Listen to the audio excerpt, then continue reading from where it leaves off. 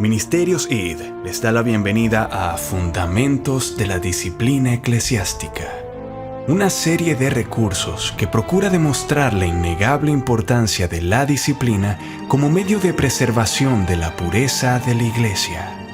Mi nombre es Gabriel Arjona y en esta oportunidad escucharemos el escrito que lleva por nombre Necesidad de la Disciplina. Un fragmento de una obra de Daniel E. Ray en la que expone cómo la aplicación de esta práctica es una forma de obedecer y glorificar a Cristo y de amar a los ofensores. Oremos porque el Señor obre en nuestros corazones a través de su siervo y sin nada más que acotar, escuchemos la reflexión del autor y pastor congregacionalista Daniel E. Ray. Que el Señor los bendiga. Es indispensable que en nuestra época endurecida y apóstata, la Iglesia vuelva a la doctrina neotestamentaria de la disciplina eclesiástica. En nuestros días, la Iglesia tolera el pecado aun cuando éste se encuentra dentro de su propio pueblo. Esto merece la ira de Dios sobre la Iglesia que no es congruente con su santidad. La Iglesia moderna parece más dispuesta a ignorar el pecado que a denunciarlo, y más pronta a comprometer la ley de Dios que a proclamarla. Es una realidad lamentable que muchas iglesias se niegan a tomar el pecado con seriedad. No tenemos el derecho de dialogar acerca del pecado. Ese fue el error de Eva en el Edén. Las sugerencias del tentador debieran haber sido rechazadas de inmediato, pero en cambio se convierten en un diálogo. Génesis capítulo 3, versículos del 1 al 5. Ese diálogo significó comprometerse y pecar. La Iglesia no puede estar de pie ante sus enemigos mientras ignora al pecado en sus propias filas. Consulte Josué capítulo 7, versículos del 1 al 26. Hoy la Iglesia enfrenta una crisis moral en su interior. El hecho de no tomar una posición fuerte contra la maldad, aún en su propio seno, y su tendencia a preocuparse más por lo que conviene en el momento que en lo que es correcto, le ha robado a la Iglesia su integridad bíblica y su poder. Es cierto que históricamente la Iglesia a veces ha errado en cuanto a la disciplina, pero hoy el problema es uno de negligencia total. Sería difícil mostrar otra área de la vida cristiana que por lo común es más ignorada en la Iglesia evangélica moderna que la de la disciplina eclesiástica. Es irónico que a menudo se justifica este rechazo en el nombre del amor. Cuando el apóstol Juan escribió que debemos amarnos unos a otros, también escribió, y este es el amor, que andemos según sus mandamientos. Segunda de Juan, versículos 5 y 6. Como veremos, la práctica de la disciplina eclesiástica es un mandato del Señor de la Iglesia. Cuando se lleva a cabo correctamente, es una muestra profunda de amor cristiano. Dicho de otra manera, el verdadero amor cristiano no se atreve a ignorar el uso de diversas formas de disciplina donde quiera que corresponda. El amor necesariamente impugna el pecado en nosotros y en nuestros hermanos. No tiene nada de amor el que un cristiano vea a su hermano en Cristo viviendo en pecado sin confrontarlo con ello, como tampoco lo es que un padre de familia mire a su hijo caminar hacia un desastre sin interceptarlo. Si esperamos las bendiciones de Dios en nuestras iglesias, es indispensable que nos conduzcamos acorde con la palabra de Dios. Él nos dice cómo conducirnos en la casa de Dios, 1 de Timoteo 3:15. No hemos de depender del mundo para que nos guíe. Si vamos a practicar el amor cristiano, tenemos que practicar la disciplina eclesiástica. Por otro lado, no le hará ningún bien a la iglesia si practicamos las formas correctas de disciplinar sin el espíritu de amor y humildad que debe caracterizar a los discípulos del Señor Jesucristo. No es nuestra intención sugerir que la disciplina eclesiástica sea un cúralo todo para los males de la iglesia contemporánea. Ni pretendemos que disciplinar sea la única o principal manera en que hemos de demostrar nuestro amor mutuo. Más bien, afirmamos que esta es parte de la reforma necesaria en la iglesia actual. El camino a la reforma en la iglesia siempre es el de la revelación divina. Por lo tanto, el propósito de este artículo es simplemente señalar el camino de regreso a la práctica bíblica de la disciplina eclesiástica. Necesidad y propósito de la disciplina eclesiástica. Así como la iglesia aplica los principios bíblicos para aceptar a alguien como miembro de la iglesia, debe aplicarlos también en el gobierno de la membresía, y de ser necesario, sacar de ella a aquellos que así lo ameriten. Jesús estableció principios a seguir para hacer que todos los cristianos fueran en cierta medida responsables unos de otros por su conducta, e incluyó procedimientos disciplinarios para este fin.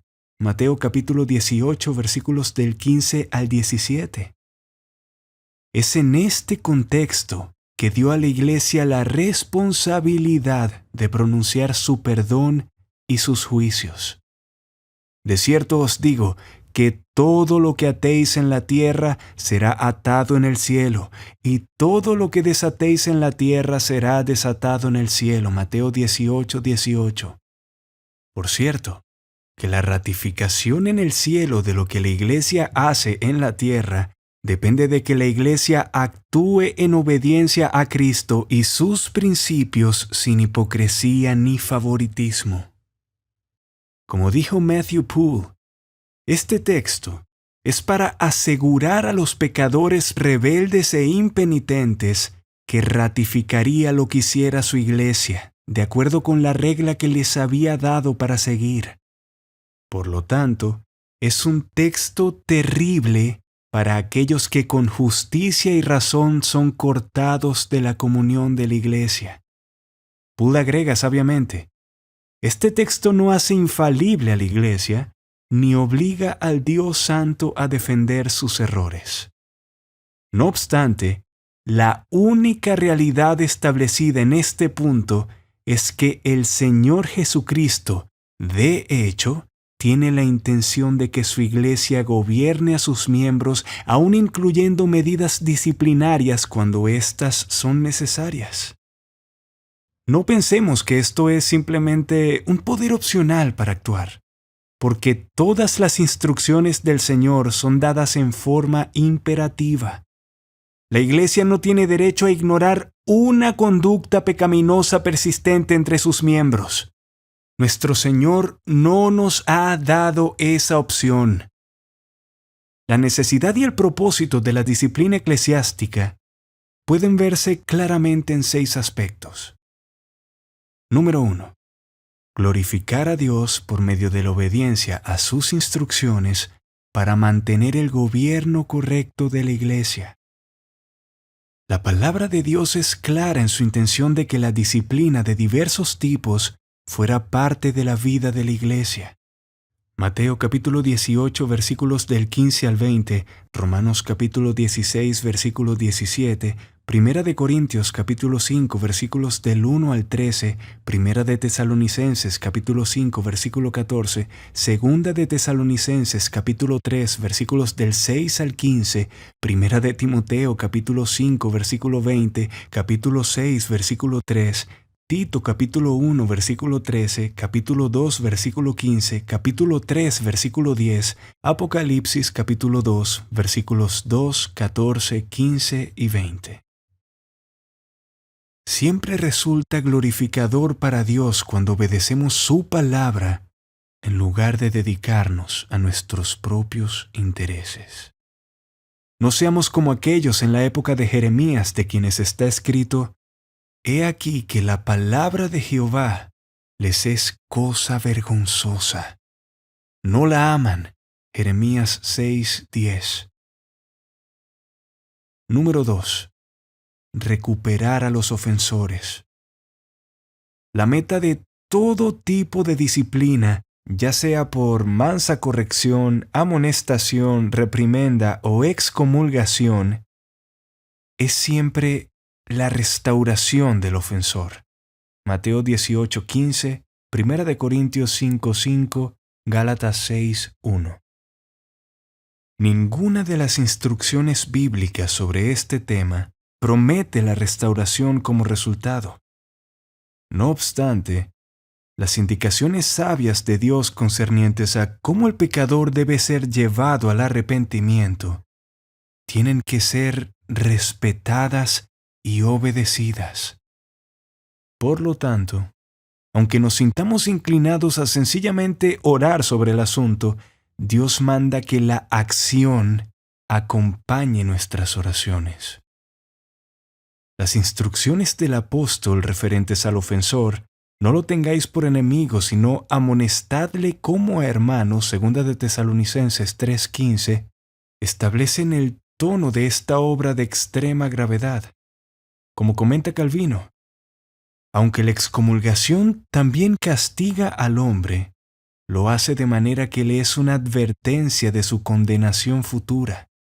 Institutas, libro 4, capítulo 12, sección 10. Número 3. Mantener la pureza de la iglesia y su adoración. 1 Corintios capítulo 5, versículos del 6 al 8. Y evitar la profanación de la ordenanza de la cena del Señor. 1 Corintios capítulo 11, versículo 27.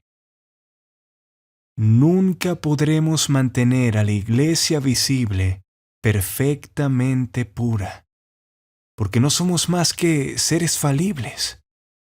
Nuestra incapacidad de alcanzar la perfección en esta cuestión no es, sin embargo, una excusa para darnos por vencidos y no intentarlo. Tenemos que mantener la pureza de la iglesia visible de Cristo todo lo que nos sea posible según nuestro conocimiento y poder. Todo esto se hace más evidente una vez que reconocemos que la falsa doctrina y la mala conducta son infecciosas. Si éstas se toleran en la iglesia, todos los miembros se perjudican. Consulte 1 Corintios capítulo 5, versículo 6. Número 4. Vindicar la realidad y el honor de Cristo y su religión, demostrando fidelidad a sus principios. 2 Corintios capítulo 2, versículos 9 y 17. La iglesia que se niega a ejercer disciplina no puede esperar ni el respeto del mundo ni la confianza de sus propios miembros. Número 5. Disuadir a otros de pecar. Consulte 1 de Timoteo capítulo 5, versículo 20. Por la práctica fiel de la disciplina, el vicio se reprime y la virtud se alimenta. The Scots Confession, Confesión Escocesa, 1560, capítulo 18. Número 6. Evitar que haya motivo para que Dios se ponga en contra de la iglesia local. Ver Apocalipsis capítulo 1, versículos del 14 al 25. Dado que la iglesia está comprometida a dar toda su lealtad al Señor Jesucristo, y esto significa amarle y guardar sus mandamientos, Juan capítulo 14, versículos 15, 23 y 24, capítulo 15, versículos 10 y 14, es evidente que la sinceridad del corazón de la iglesia es probada cuando se ve frente a la disyuntiva de elegir entre la obediencia o desobediencia en esta cuestión de la disciplina de sus miembros. Es tan necesario para la Iglesia ejercer una disciplina correcta como lo es predicar la palabra y administrar correctamente las ordenanzas. Por esto es que la confesión belga, Belgic Confession, capítulo 29, 1561, que surgió de la Reforma, dice: las características por las que la Iglesia auténtica es reconocida son estas. Si en ella se predica la doctrina pura del Evangelio, si mantiene la administración pura de las ordenanzas tal como las instituyó Cristo, si la disciplina eclesiástica es ejercida castigando el pecado. En suma, si todas las cosas son manejadas de acuerdo con la palabra pura de Dios, todas las cosas contrarias a ella son rechazadas y Jesucristo es reconocido como la única cabeza de la Iglesia. Si ha sido de bendición para usted este tiempo, damos las gracias al Señor por ello y nos encantaría que nos lo hiciera saber a través de los comentarios. Además, le invitamos a suscribirse a nuestro canal y a dejar un me gusta en este video. Al único y sabio Dios, por medio de Jesucristo, sea la gloria por siempre. Amén.